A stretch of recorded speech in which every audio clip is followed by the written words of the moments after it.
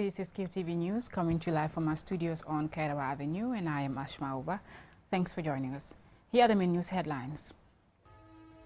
At the press conference on Sunday, the National People's Party condemned what the party says is a highly divisive statement allegedly made by the UDP party leader during the later party's victory celebrations in Gunjur.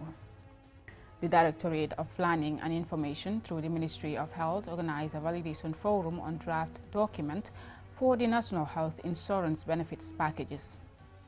The Directorate of Public Health Services on Friday held a stakeholder forum on healthcare waste monitoring and management. In international news, the UN Secretary General Antonio Guterres urged African leaders to do more to bring peace to conflict-hit regions as African Union leaders met in Ethiopia on Saturday for the African Union Summit. In sports news, Busumbala Karate Club celebrated its 20th anniversary with a beautiful display of martial arts skills on Sunday. Now, those were main headlines. The news in detail.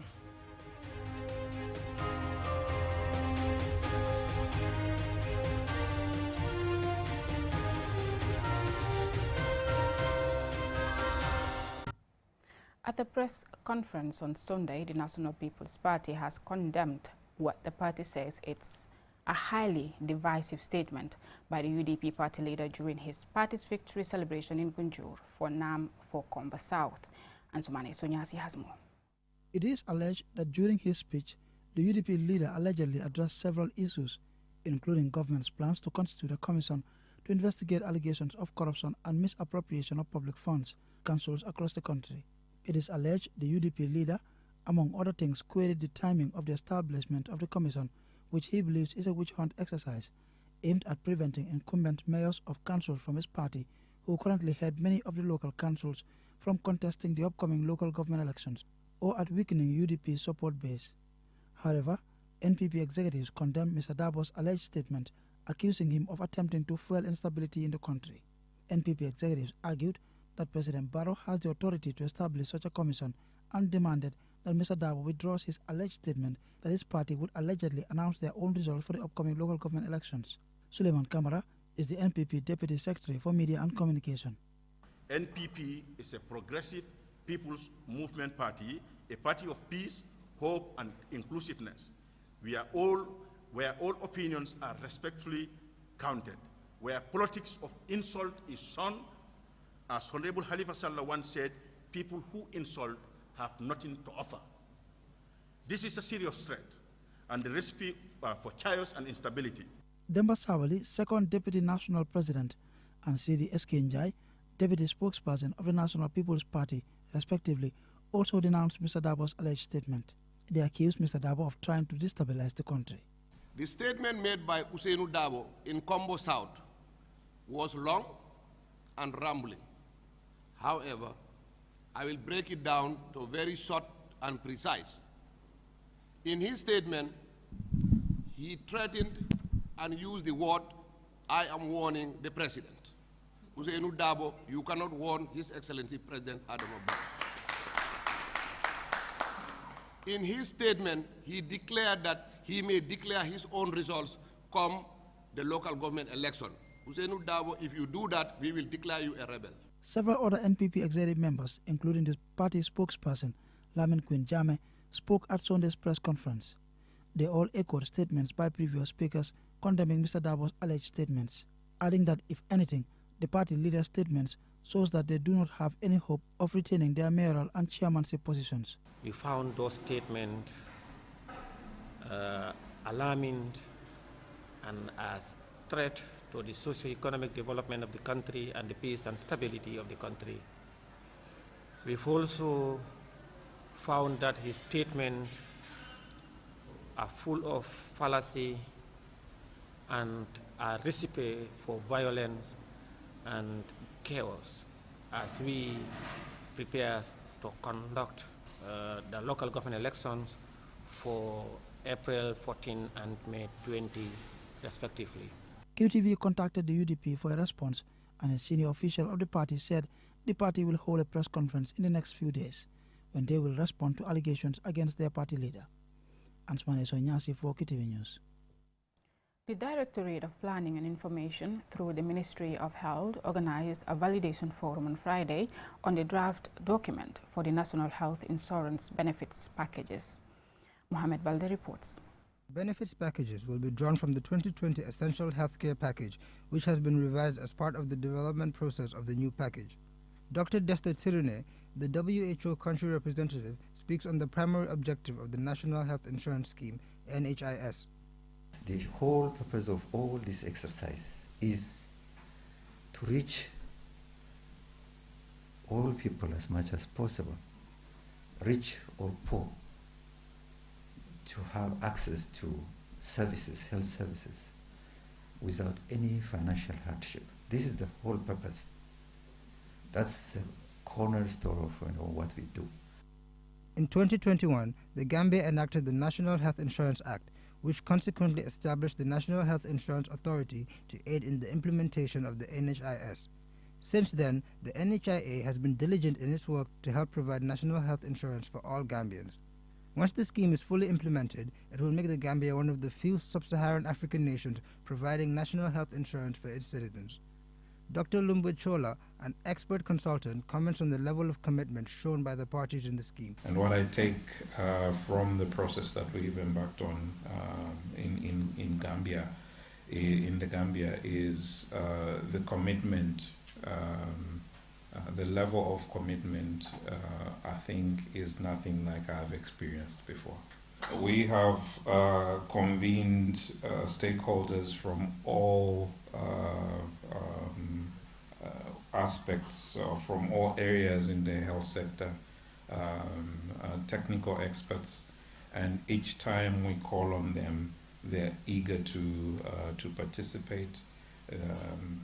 They're eager to provide evidence, and to me, I think it shows the seriousness and the urgency to provide good quality care for the population of the Gambia. Mohamed Lamin Jaite, Permanent Secretary at the Ministry of Health, on behalf of the Minister of Health, thanked all the contributors to this pivotal project.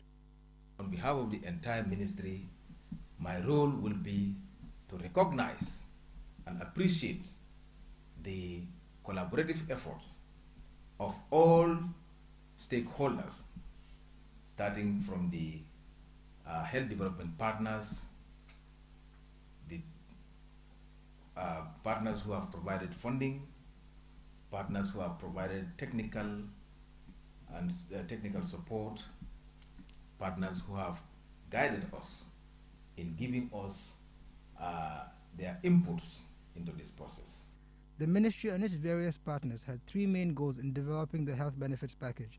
Firstly, to outline the mechanisms through which the Gambian people will receive basic essential health services without facing financial hardship. Secondly, it was important to provide a framework for the allocation of health resources to ensure that the most vulnerable Gambians have access to health care. And lastly, to provide the basis for those eligible to obtain the National Health Benefits Package. Reporting for QTV News, I am Mohammed. The Directorate of Public Health Services under the Ministry of Health held a stakeholder forum on Friday on healthcare waste monitoring and management. Lena E. Gwinyiba reports. As the demand for more healthcare facilities increases, there is also an increase on waste generation from these facilities. This situation requires an organized system of healthcare waste management to curb public health risks as well as occupational hazards among healthcare workers. This stakeholders forum reviews current waste management practices at the healthcare facility level and proposes possible options for improvement to maintain quality healthcare waste management in various health facilities. Alhaji Sankare, Regional Director of Health Services Western One, outlines the essence of the forum. With all the experiences that we've gone through, we've seen quite a number of issues surrounding healthcare waste management in our health facilities. And having you here to discuss and look at and review the supervisory and the monitoring checklist, and also looking at the entire healthcare waste management in its entirety, I think it will definitely help the Director of Public Health Services and the program unit responsible for environmental health services another additional input to be able to enrich, their resolve to addressing healthcare waste management in this country. The World Health Organization defines healthcare waste as all waste generated by healthcare establishments, research facilities and laboratories. It also includes waste that originates from minor or scattered sources, such as waste produced in homes where there is patient care. Buba Manjang, Director of Public Health Services, speaks on infection prevention and control in health facilities. Healthcare waste is being piled in our health facilities, which exposes our staffs, to so many, nosocomial infections. We have phlebotomous materials across the board. How do we take care of these materials? How do we remove them? Not only removing, but how do we properly store them? Not only that, how do we properly transport this? How do we properly dispose them? Mr. Manjang also reveals plans to train staff and contributors in the health sector and the introduction of more healthcare waste management machines. We have new machines in the form of Insana 8. We are having 40. We have seven of them in the regions, and each region is having one to take care of clinical waste. We have in the EcoSteril that is going to be operational very soon, probably from next week onwards. We're going to operationalize that of Edward Francis Small Teaching Hospital. We're going to operationalize that of Farato. These are big projects that are not available in most of the West African countries. As part of the nationwide effort to address clinical waste management in April 2021, officials from the Ministry of Health and the World Bank laid the foundation stone for the construction of a modern clinical waste treatment center in Farato in the West Coast region. Reporting for QTV News, I am Lena E. Gwinyiba. That story by Lena E. Gwinyiba will lead us for a commercial break, but when we return, we have more local, international, as well as sports news. Do stay tuned.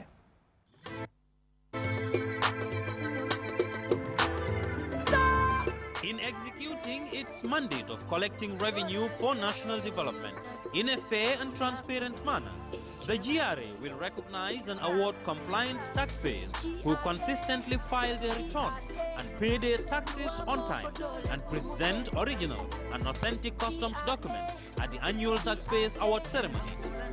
The 5th edition of the annual Taxpayers Award Ceremony will take place on Saturday, March 4th, 2023 at the Kairaba Beach Hotel, commencing at 7:30 p.m. This important event will be graced by the President of the Republic of the Gambia, His Excellency Mr. Adama Barrow, the executive and members of the business community. A memorable event is assured by the GRA. GRA is your GRA. GRA is our GRA, collecting revenue for national development. The 5th edition of the annual Taxpayers Award, a night to appreciate and celebrate our esteemed taxpayers. Being the Gambia's trusted network, QCell continues to provide the fastest and most reliable internet service in the Gambia. With 4G plus internet speed, you are guaranteed fast and reliable internet anytime, anywhere with QCell. Get a QCell SIM card now at any of our customer care centers and enjoy the fastest 4G internet in the Gambia. For more information, call our customer care on 111. QCell, Sunyubus, we innovate, others follow.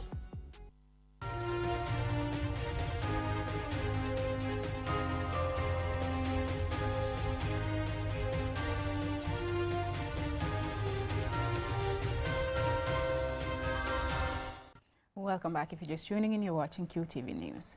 Now, a traditional ceremony was held in Basemansajang in the Upper River region for over 120 boys after more than 1 month circumcision-related rituals in the bush were reunited with their families in a colorful ceremony. Alaji A.F. Jallo was in attendance and he filed this report. 2 weeks after their first ritual bath, the boys were taken to the stream at the Salah Company from their second ritual bath, which marks the end of the circumcision period locally known as Wana in Mandinga and Koyang in Fulak. The day was an electrifying one for both the young initiates and their parents. Just immediately after their bath, the initiate bid farewell in a colorful ceremony to the big tree that harbored them during this period. The young boys were made to go 7 times round the big tree, commonly known as Tabai, before they are finally taken home to reunite with their families. Thousands line up at the entrance of the village to welcome the newly initiated boys who were escorted to the Mansajang Bantaba, where they were received by their families and well-wishers. During this period, the tradition requires that the boys should also rotate 7 times round another big tree at the Bantaba, also known as Tabai, signifying the welcoming. After this, all the initiates will be taken to their respective homes to observe their different cultures. After the ceremony, we spoke to Member Suso and Fode Kuyate, all Kintangs, assistant guides, about their roles and responsibility. The roles and responsibilities of the Kintang cannot be overemphasized because, first of all, they are the people who nurture the kids while they stay in the bush. They are trained basically how to respect their elders, how to mingle with people, and also how to fit in their societies. Alhamdulillah Rabbil Alamin. Grace of Allah, under the command of the chief guide, the Sema, we are all safe and sound. The journey was not easy, but we thank our elders for the support.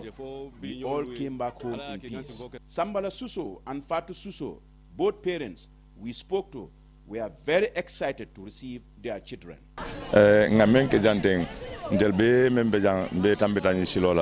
We thank Allah for this day. All of us here have passed through the same rites of passage. This tradition is very important to us as a community, as it brings people together and fosters unity within the families and the community. It builds social cohesion between neighbors and fosters understanding, because if there is unity in our homes and communities, then there will be peace in the country. In a village like Mansaga, over 100 families agreed to circumcise their children at once.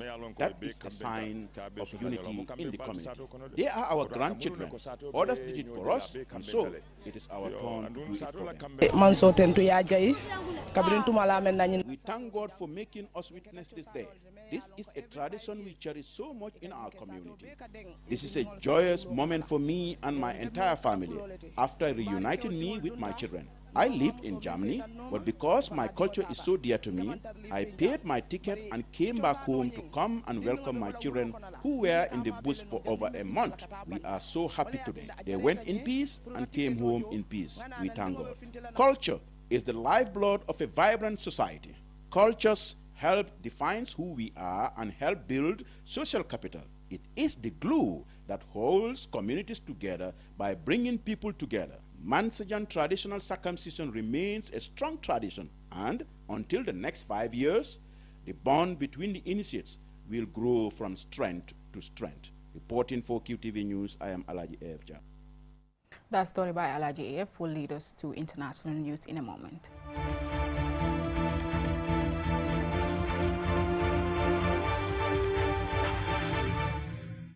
The UN Secretary-General Antonio Guterres urged African leaders to do more to bring peace to conflict-hit regions, as African Union leaders met on Saturday for the African Union Summit in Ethiopia.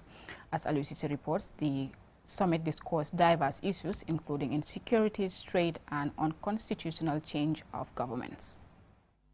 Addressing the summit in Addis Ababa, Ethiopia, the headquarters of the African Union, the UN chief expressed concern about the recent rise in violence by armed groups in the Eastern Democratic Republic of Congo and the rise of terrorist groups in the Sahel and elsewhere.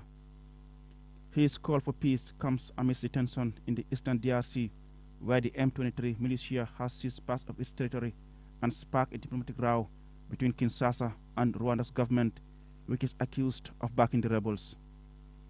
Guterres, who warned that the mechanisms for peace are faltering, also met Rwandan President Paul Kagame to discuss the crisis. At a mini-summit on Friday, leaders of the 7-nation East African community pushed for all armed groups to withdraw from the occupied areas in the Eastern DRC by the end of next month. Ethiopian Prime Minister Abiy Ahmed, host of the summit, lauded the bloc for its role in mediating a peace deal between his government and the Tigray People's Liberation Front in November to end a brutal 2-year conflict in northern Ethiopia. At an extraordinary summit on the sidelines of the AU summit to examine progress made with the transitions in Burkina Faso, Guinea, and Mali, ECOWAS leaders decided to maintain the existing sanctions on all 3 countries and to impose travel bans on members of government and other senior officials. This is in response to the request by the affected countries of the ECOWAS bloc to lift the sanctions imposed on them. While the bloc has been credited with taking a stand against coup, it has long been criticized as ineffectual. Comoros President Azali Assoumani took over the one-year rotating AU chairmanship from Senegal's Macky Sall. In his acceptance speech, Assoumani called for a total cancellation of African debt but did not elaborate on how this will be achieved. African leaders also discussed accelerating the implementation of the African Continental Free Trade Agreement launched in 2020. African nations currently trade only about 15% of their goods and services with each other, and the agreement aims to boost that by 60% by 2034. But implementation has fallen well short of that goal due to disagreements over tariff reductions and border closures caused by the COVID-19 pandemic. Created in 2002 following the disbanding of the Organization of African Unity, the AU comprises all 55 African countries with a population of 1.4 billion people. Reporting for QTV News, I am Aliou Cissé. Let's take a look at sports news now.